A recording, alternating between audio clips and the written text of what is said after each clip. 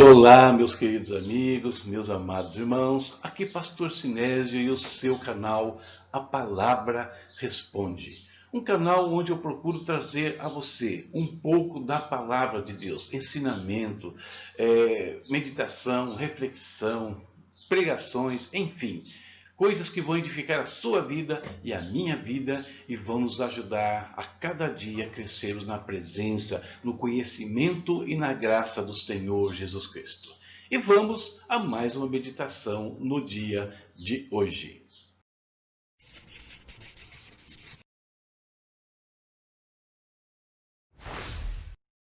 Esta semana estamos meditando na primeira epístola de Pedro. E estamos baseando essas reflexões aqui no meu e-book que está aí na sua tela. Ok? Espero que esteja abençoando a sua vida. Já falamos sobre 3 temas. Começamos falando sobre 1 Pedro, uma carta para os dias de hoje. Depois nós falamos também sobre o cristão na sociedade e no trabalho. Em seguida, o exemplo de Cristo, na reflexão anterior. Hoje nós vamos falar sobre os deveres dos cônjuges cristãos, papel do homem e papel da mulher. O texto base é 1 Pedro capítulo 3, versos 1 e 2 e também o versículo 7. Vamos à leitura. Semelhantemente vós, mulheres, sede submissas a vossos maridos, para que também, se algum deles não obedece à palavra, sejam ganhos sem palavra pelo procedimento de suas mulheres, considerando a vossa vida casta em temor. Igualmente, vós, maridos, vivei com elas com entendimento, dando honra à mulher como vaso mais frágil, e como sendo elas herdeiras convosco da graça da vida, para que não sejam impedidas as vossas orações.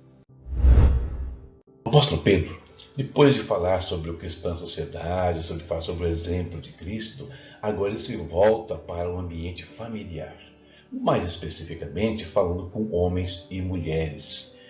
Mais especificamente ainda falando com aqueles que eram casados. O texto é muito claro sobre isso. E é importante a gente observar que Pedro ele não faz alusão aos filhos. Ele fala apenas do marido e da esposa. Diferente do apóstolo Paulo, que aprofunda mais a questão, principalmente na carta aos Efésios. Então Paulo ele vai falar mais com os homens do que com as mulheres. Pedro fala mais com as mulheres do que com os homens. Outra coisa importante na forma como Paulo trata. Paulo ele vai comparar a relação homem e mulher, marido e esposa aqui, com a relação Cristo e a igreja. E com isso ele eleva o relacionamento conjugal a um nível ainda mais elevado do que nós tratamos às vezes. As relações entre homens e mulheres no mundo antigo, e mesmo em alguns países da atualidade, baseavam-se numa sociedade patriarcal, ou seja, onde o homem tinha a prerrogativa de todas as coisas.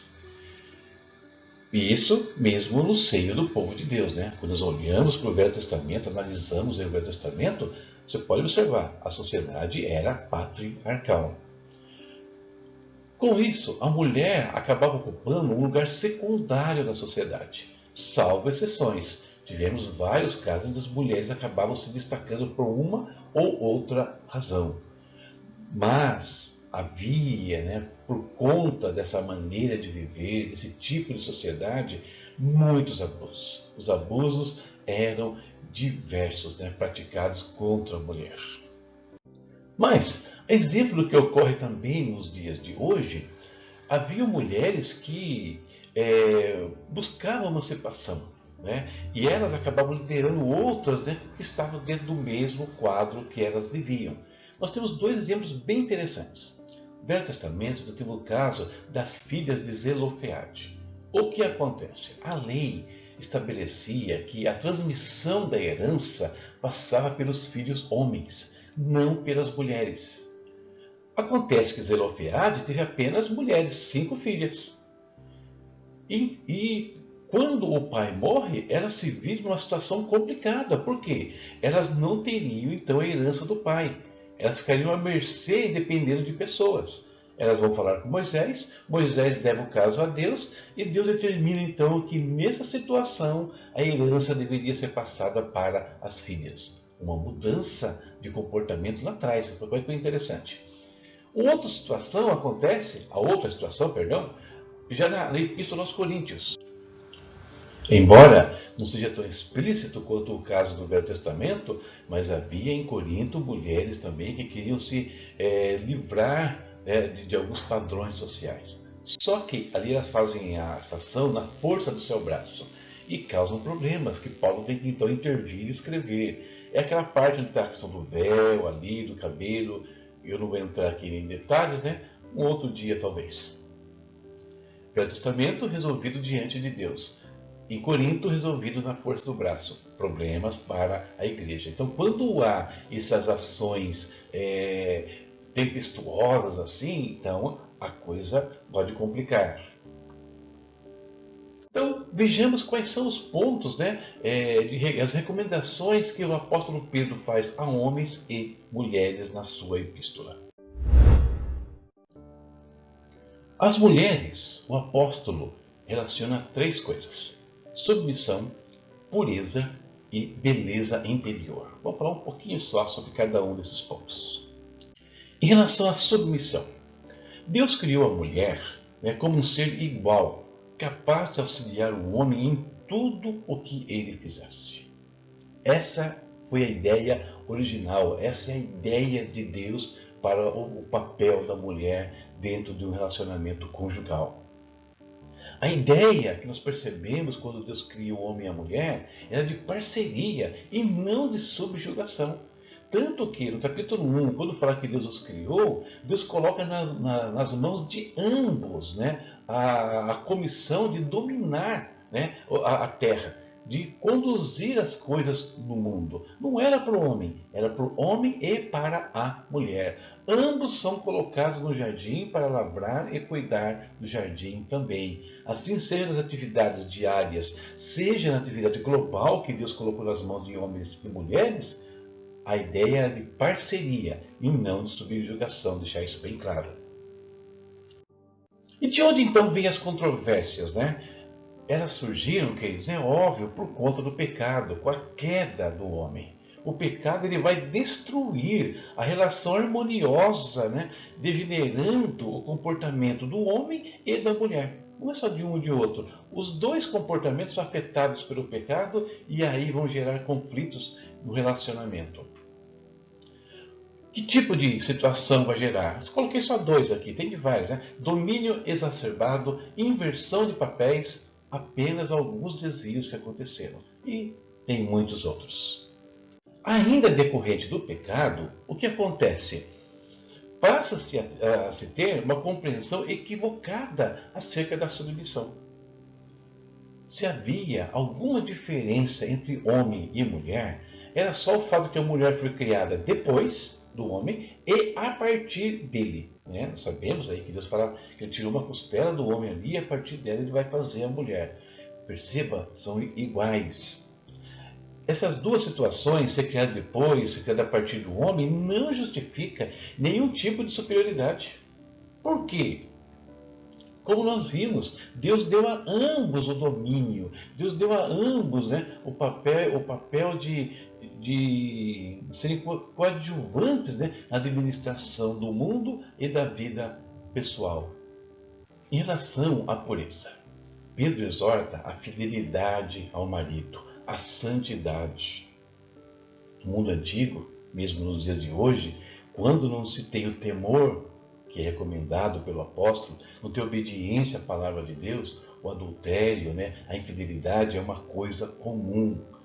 Nos tempos antigos, isso ainda era, vamos dizer, potencializado, porque muitos cultos pagãos envolviam a questão sexual, relações sexuais na adoração. Muitos deles. Isso é comum no Velho Testamento e é comum também no Novo Testamento. Em Corinto, para que se tenha uma ideia, um dos templos que havia ali, templo pagão, estou falando, ele tinha 1000 prostitutas sagradas que participavam das adorações e dos atos cultuais ali realizados. Então a promiscuidade era presente no mundo antigo de maneira muito forte, como é hoje, né? Sabemos disso. Então é necessário que as mulheres cuidassem da sua vida pessoal, da santidade, sendo fiéis aos seus esposos. Em relação à aparência, as mulheres não deveriam apenas buscar os valores externos. E Pedro cita aqui, né? O frisar dos cabelos, as roupas, as joias. Não, elas tinham que se basear em uma beleza interior, espiritual, algo que brotasse de dentro para fora. O apóstolo não está condenando aqui o embelezamento, como alguns afirmam por aí. Não é nada disso.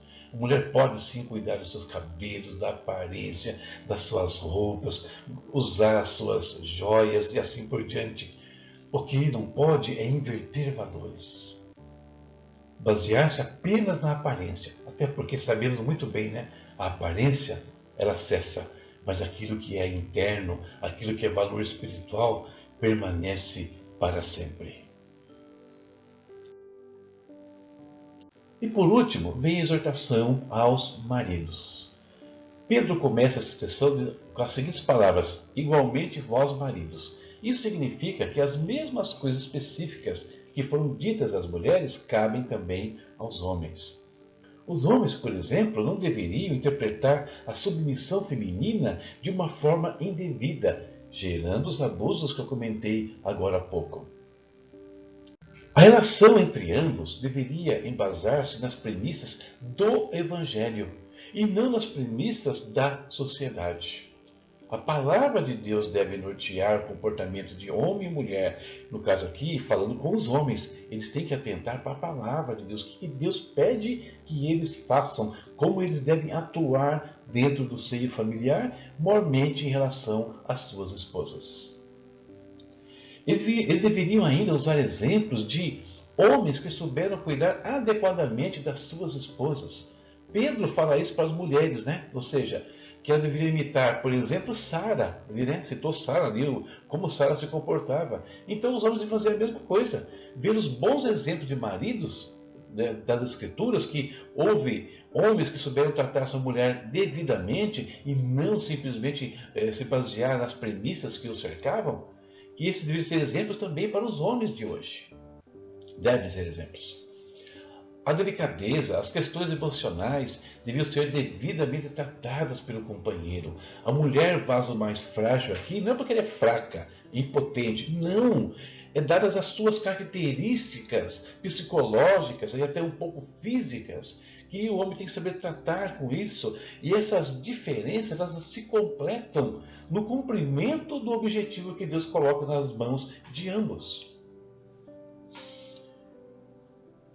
O mau comportamento do marido poderia causar alguns problemas. Por ser um mau comportamento, ele é um pecado. Por ser um pecado, nós sabemos que o profeta Isaías diz, né? O pecado faz divisão entre vós e o vosso Deus. Logo, as orações deles estariam impedidas.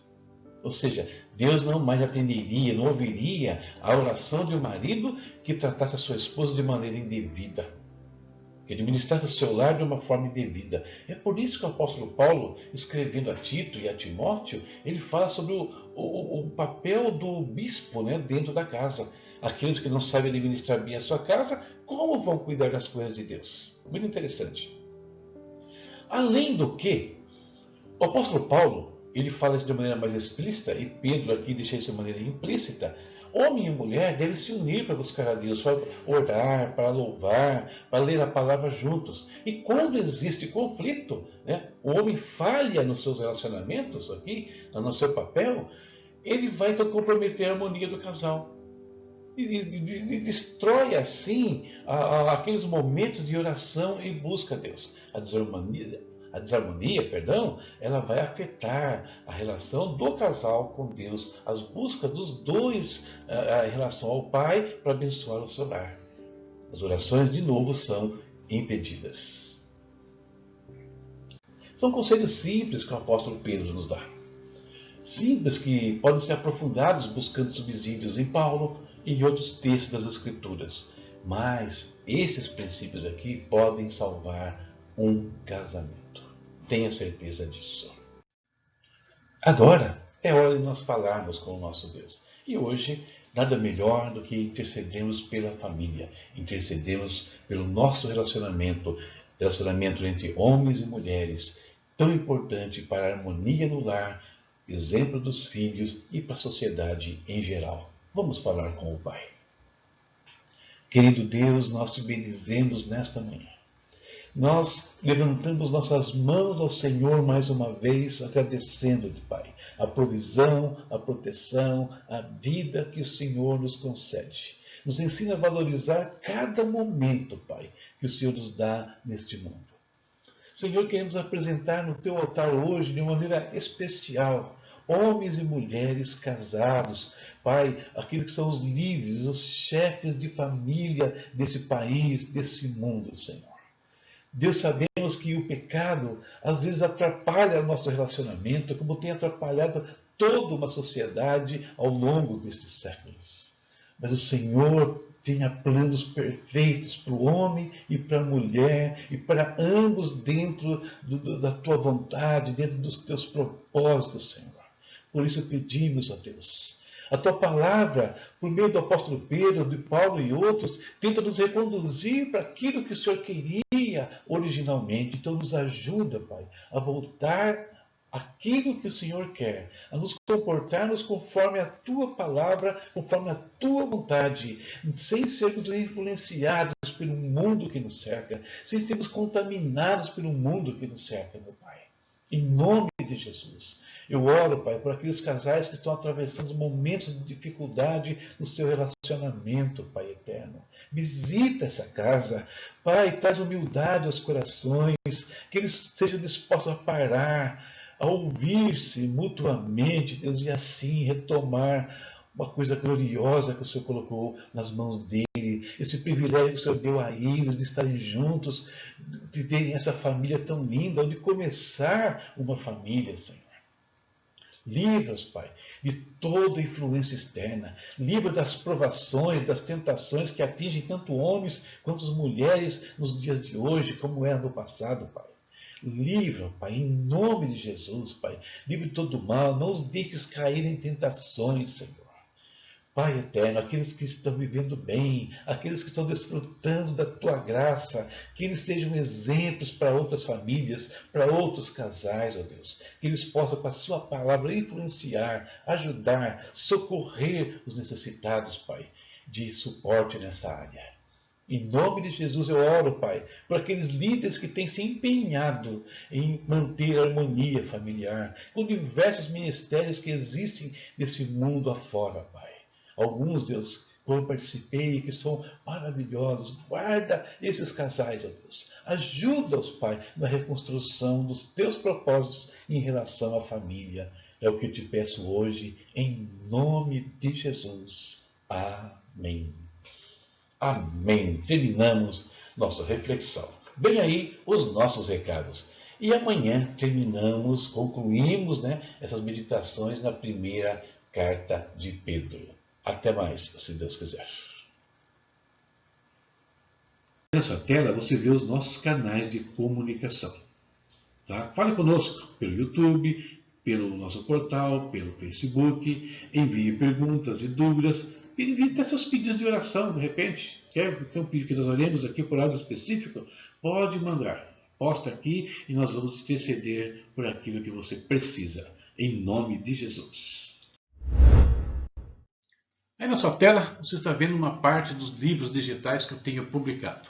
São mais de 30 títulos, com um custo bem baixo aí, a partir de R$ 3,90, chegando no máximo a R$ 24,40. Por que estou mostrando isso? Porque é uma das formas que você pode abençoar o nosso ministério. Então dê uma olhadinha aí. Visita o nosso portal, a palavra responde, está aqui. E ali você vai encontrar a nossa loja virtual. Estão lá todos os títulos. E veja aquilo que pode abençoar a sua vida, que você julga importante para a sua vida. E com isso você vai investir nesse trabalho. Tá bom? Deus abençoe você e até a próxima, se Deus quiser. E aqui estão os nossos parceiros, aqueles que nos ajudam a manter este ministério, algo que você também pode fazer. E quem são eles? VNC Studio, Mon Brown e Ebenezer Contabilidade. trabalhos aí de estúdio, produções que você precise, né, para estúdio, para um vídeo, uma mídia, um logo e coisa desse tipo. Mono browns deliciosos, né, variados, e a Ebenezer, que oferece de contabilidade para você e para sua empresa. Os links estão aí na tela. Verifique e veja como os nossos parceiros também podem ajudar você e muito.